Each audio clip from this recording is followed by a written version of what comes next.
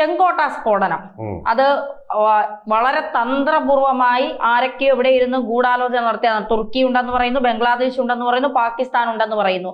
ഈ പർദ്ദയിട്ട എന്താ പ്രശ്നം എന്ന് ചോദിച്ചുകൊണ്ട് കുറെ പേര്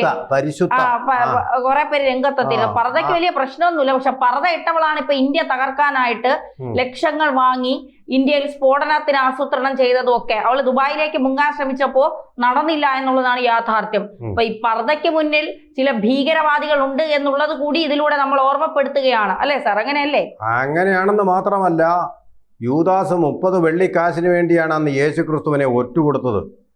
ഇവളും കൂടി ചേർന്ന സംഘമുണ്ടല്ലോ, ഈ പരിശുദ്ധ വസ്ത്ര മതദേഹമായി നടന്ന ഇവള് കൂടി ചേർന്ന സംഘം കേവലം 20 ലക്ഷം രൂപയ്ക്ക് വേണ്ടിയാണ് ഇന്ത്യയുടെ ജീവനുകളെ, മുസ്ലിങ്ങൾ അടക്കമുള്ളവരുടെ ജീവനുകളെ ഒറ്റുകൊടുത്തത്. മുസ്ലിങ്ങൾ ചിന്തിക്കണമത്, കൊന്നത്. ഞാൻ തന്നെ ഇടയ്ക്കൊരു കാര്യം ചോദിച്ചോട്ടെ, ഇവിടെ സ്റ്റെതസ്കോപ്പും വെച്ചുകൊണ്ടിരിക്കുന്ന ഒരു ആശുപത്രിയിൽ എങ്ങനെ നമ്മൾ വിശ്വസിച്ച് ചികിത്സയ്ക്ക് പോകും? ഈ മതദേഹവുമായിട്ടിരിക്കുമ്പോൾ നമ്മൾ ഞെട്ടില്ലേ? ഇതിൻ്റെ പിന്നിൽ, ഈ പർദ്ദയ്ക്ക് പിന്നിൽ ഇതാണ് എന്ന് നമ്മൾ മനസ്സിലാക്കില്ലേ? ക്രൂരമായ മനസ്സും വെച്ചുകൊണ്ട് ഇന്ത്യയെ തകർക്കാൻ വേണ്ടി അവളുടെ സ്കാൾപ്പ് തീർച്ചയായിട്ടും അത് ശസ്ത്രക്രിയ രക്ഷിക്കാനുള്ളതായിരിക്കത്തില്ല, ശസ്ത്രക്രിയ ചെയ്തിട്ട് ജീവൻ നഷ്ടപ്പെടുത്താൻ വേണ്ടിയുള്ളതായിരിക്കില്ലേ? ചെയ്യാൻ എന്താണ് ഇപ്പോൾ ഓപ്പറേഷൻ തിയേറ്ററിൽ ജീവിക്കാൻ രക്ഷപ്പെടുന്ന ആളിനെ, ജീവിതത്തിലേക്കും തിരിച്ചു വരാൻ കഴിവുള്ള ഒരാളിനെ അവൾ കൊല്ലുന്നതല്ലെന്ന് അങ്ങനെ നമുക്ക് വിശ്വസിക്കാൻ പറ്റും? ഇവളമാരെ എങ്ങനെ വിശ്വസിക്കാൻ പറ്റും നമുക്ക്? കേരളത്തിലും ഉണ്ടായ ഒരു കൂട്ടായ്മ, എന്താ ഒരു കൺഗ്ലോമറേഷൻ ഓഫ് മുസ്ലിം ഡോക്ടേഴ്സ്. ഒരു പ്രത്യേക ഡോക്ടർമാർക്ക് അങ്ങനെയുണ്ടോ? അതിരുകളുണ്ടോ? ചികിത്സയ്ക്ക് അതിരുകളുണ്ടോ? ഹിപ്പോക്രാറ്റസിന്റെ ഓത്തെടുത്തുകൊണ്ട് ചികിത്സയിലൂടെ ദൈവമായി രോഗിയുടെ മുമ്പിൽ അവതരിക്കേണ്ടവരാണ്. ഗസയിൽ അങ്ങനെ ആയിരുന്നല്ലോ. സന്തോഷ് എന്ന് പറയുന്ന ഒരാൾ അവിടെ പോയി ചികിത്സ നടത്തി എത്ര മുസ്ലിങ്ങളുടെ ജീവനാണ് രക്ഷിച്ചിട്ടുള്ളത്. അഭിമാനപൂർവ്വം മലയാളവും കേരളവും ഓർക്കുന്നു. അതിന് പകരം ഒരു തെറ്റും ചെയ്യില്ലാത്ത ആൾക്കാരെ കൊല്ലാൻ വേണ്ടിയിട്ട് വളത്തിൽ നിന്ന് NPK കൂട്ടുവളം നമ്മൾ കേട്ടിട്ടുണ്ടല്ലോ.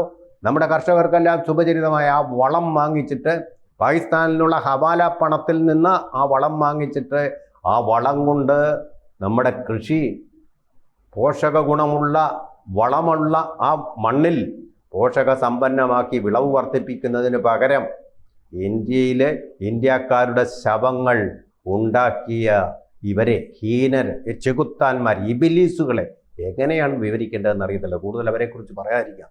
അതിൻ്റെ റൂട്ടും ട്രാജക്ടറിയും ഒക്കെ ഇപ്പോൾ വ്യക്തമായിട്ടുണ്ട്.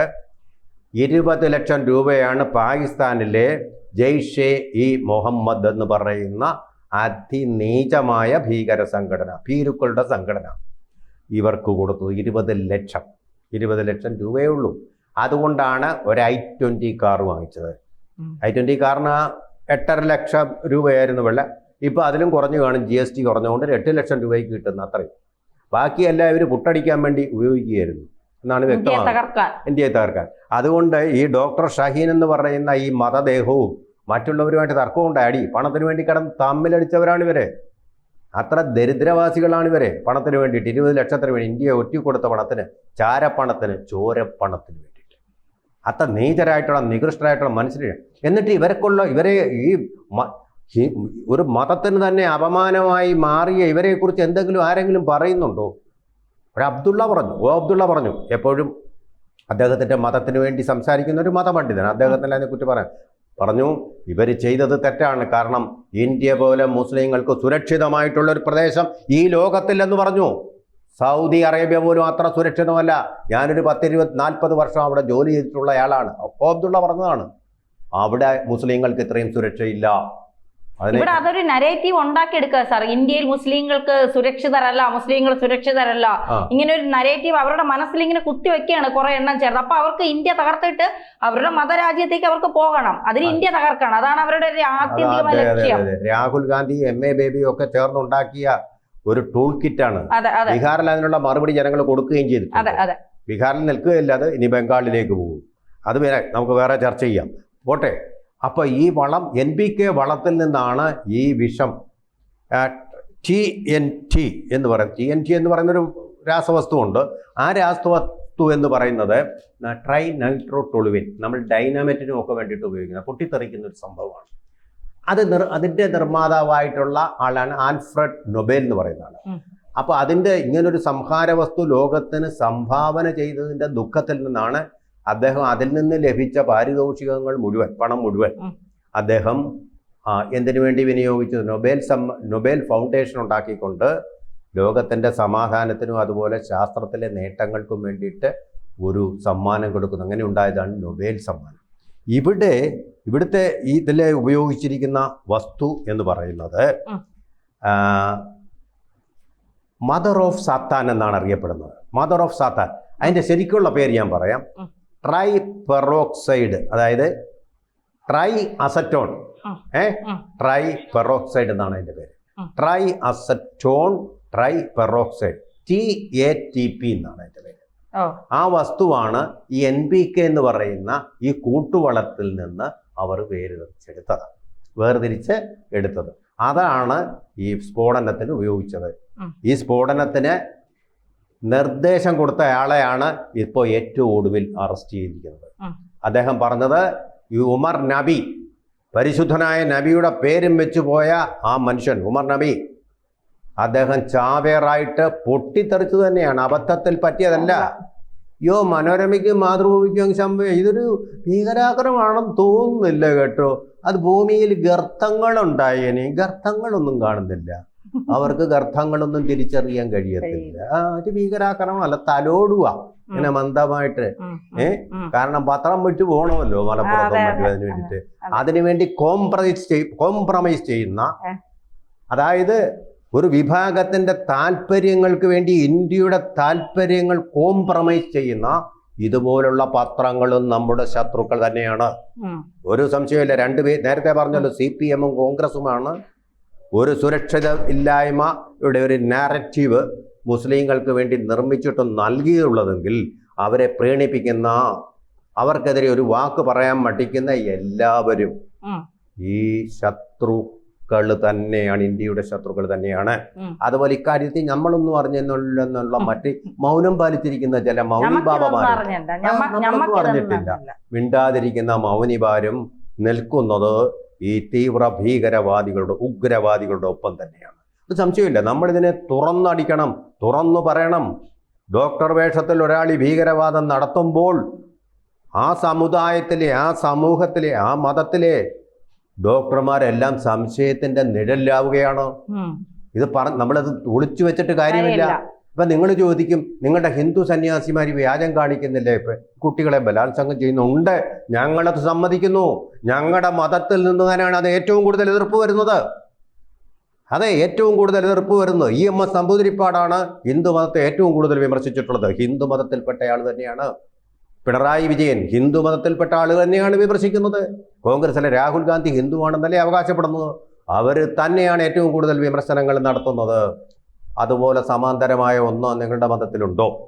ഇതാണ് ഒന്നാമത്തെ ചോദ്യം. എന്തുകൊണ്ട് നിങ്ങൾ മടിച്ചിരിക്കുന്നു? നിങ്ങളെല്ലാം ഒറ്റക്കെട്ട കാര്യത്തിൽ.